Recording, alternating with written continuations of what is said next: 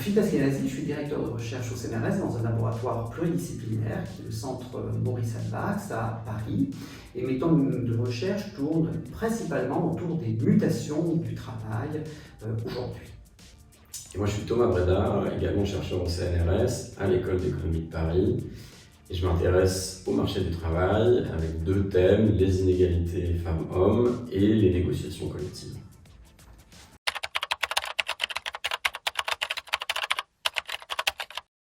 Les risques sont bien réels, en tout cas tel qu'on peut avec les indicateurs dont on dispose aujourd'hui. On est autour de 6% d'inflation en année glissante, alors que, toujours en année glissante, on est à des hausses de salaire moyen de l'ordre de 3%. Donc, ça veut dire, sans rentrer trop dans les détails, que sur une année, les salariés s'appauvrissent de 3% si on ne fait rien. Alors il y a des mesures ponctuelles mises en place par le gouvernement qui permettent de soutenir certains, qui sont ciblés, plus ou moins bien ciblés, mais en tout cas, il y a quand même des perdants très clairement. Et comme on est par ailleurs en période de croissance, normalement, si on ne faisait rien, il devrait y avoir des gains de pouvoir d'achat bien répartis de l'ordre de 2% pour tout le monde, ce qui est la croissance. Donc, par rapport au potentiel de gain, la perte de 3%, elle est en fait assez élevée, et on est clairement dans une période qui pose des questions assez importantes de redistribution.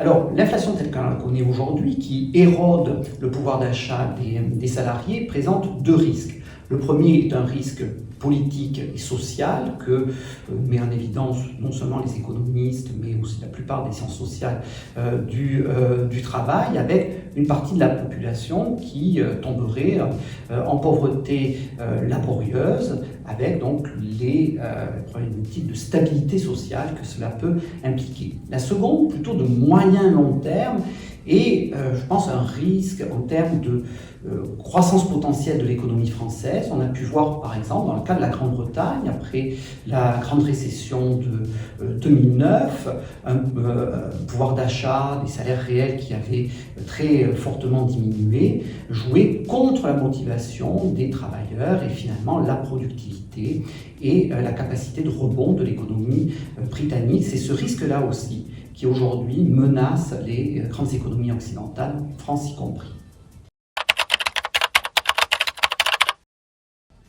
La boucle prix-salaire, c'est la grande question du moment. Comme on le disait plus tôt, pour l'instant, on ne la voit pas. Pour l'instant, l'inflation est à 6%, la croissance des salaires à 3%. Et si on regarde les autres économies européennes, c'est exactement le même constat. Partout en Europe, il n'y a pas, pour l'instant, de boucle prix-salaire qui s'enclenche.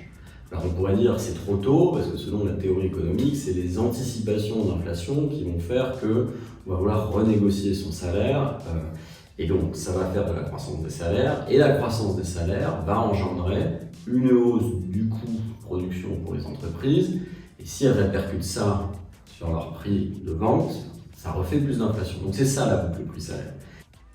Donc pourquoi on s'attendrait plutôt à ne pas avoir de boucle prix-salaire? On peut avancer deux arguments, a priori. Le premier, c'est que la négociation collective, en tout cas au niveau des branches, est assez limitée.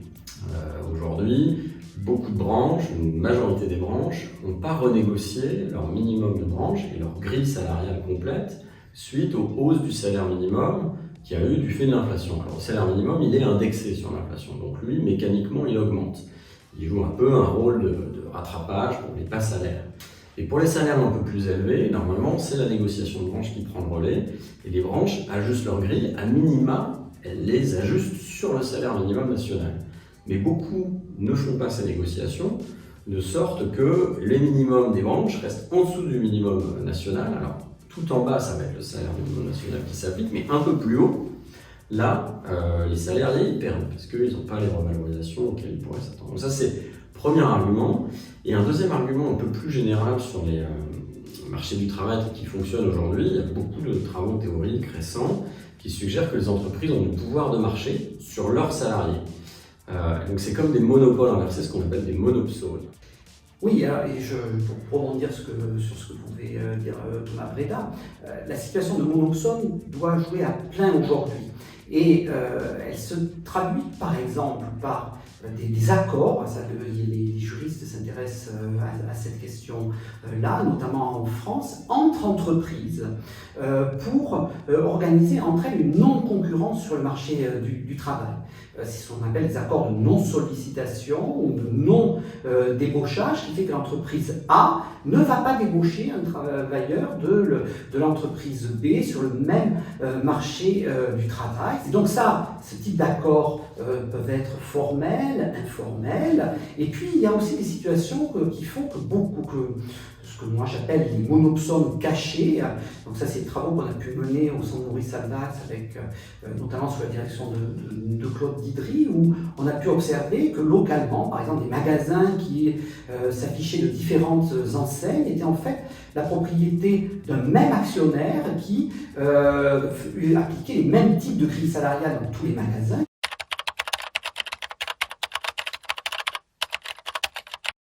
Alors si on commence par la fin, la théorie économique nous dit qu'il faut effectivement faire attention au prix-salaire, mais avec tout ce qu'on vient de se dire déjà, à savoir que pour l'instant les salaires ne suivent pas, et aussi ce que disait Philippe Askenazy sur le fait que dans des contextes comme celui-ci, il peut y avoir des effets de découragement, des sentiments d'injustice du côté des salariés.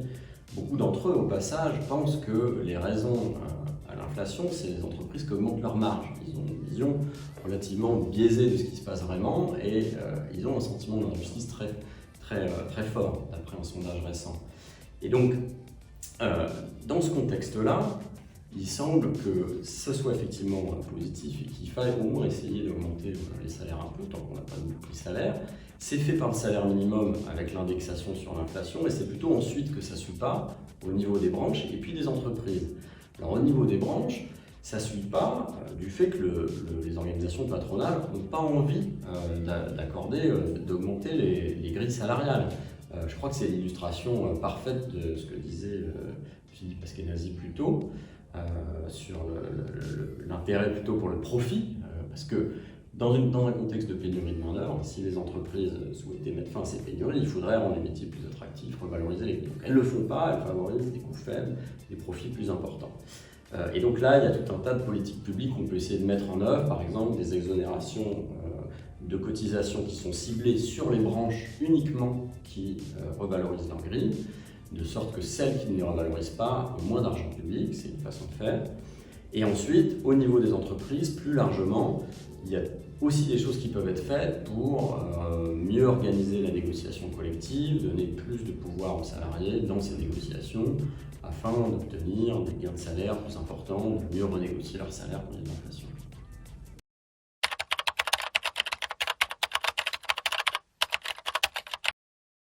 Alors, les pouvoirs publics peuvent actionner plusieurs leviers. Le premier est probablement d'attaquer à la racine la question du sous-emploi, dont les travaux notamment d'Alex Bryson récents ont montré qu'il participait d'une armée de réserve de travailleurs qui pesait sur la formation des salaires, donc lutter contre le temps partiel, le travail haché, ce qu'on appelle la permittence.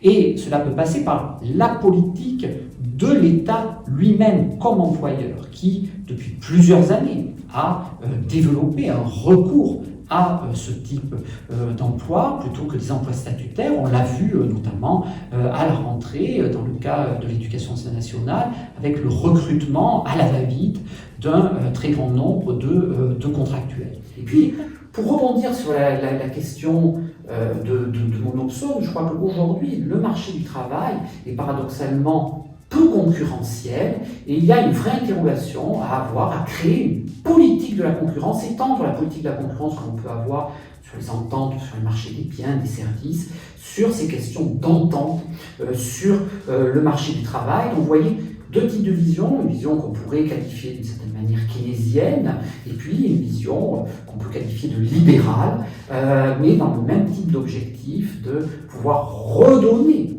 aux travailleurs une capacité d'avoir des rémunérations à la hauteur des efforts et de la richesse que crée un pays comme la France.